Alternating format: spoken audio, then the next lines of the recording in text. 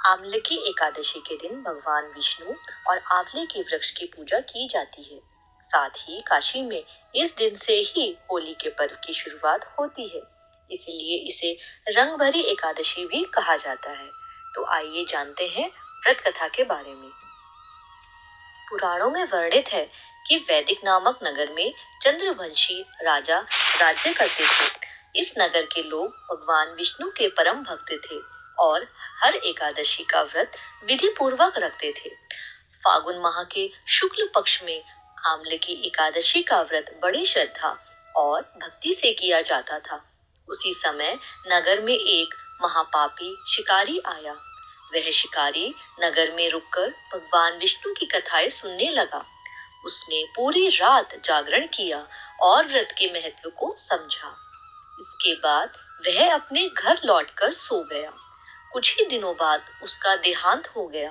पापों के कारण उसे नरक में जाना पड़ा, लेकिन याददाश्त में बचा कि उसने एक बार अनजाने में आमले की एकादशी व्रत कथा सुनी थी और जागरण भी किया था।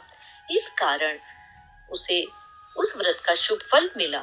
उसने फिर राजा विदुरथ के घर जन्म लिया और उसका नाम वसुरथ रखा गया।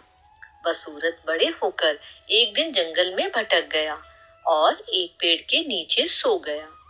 अचानक कुछ डाकुओं ने उस पर हमला कर दिया, लेकिन उनके सारे अस्त्र शस्त्र का उस पर कोई असर नहीं हुआ और राजा निश्चित होकर सोते रहे। जब राजा की नींद खुली तो उसने देखा कि आसपास कई लोग जमीन पर गिर पड़े हैं।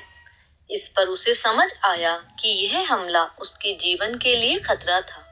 तभी आकाशवाणी हुई, हे वसुरथ, जगत के पालनहार भगवान विष्णु ने तेरी रक्षा की है।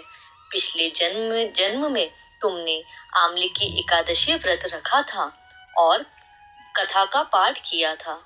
यही व्रत तुम्हारे जीवन की रक्षा करने वाला फल बनकर आया है। फागुन माह शुक्ल पक्ष की एकादशी को आमले की एकादशी का व्रत किया जाता है। इस दिन श्री हरि की विधि विधान से पूजा की जाती है।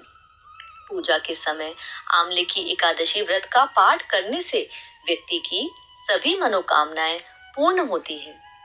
इस दिन का शुभ फल पाने के लिए श्री हरि विष्णु और माँ लक्ष्मी के संग आंवले के पेड़ की पूजा करने का विधान है।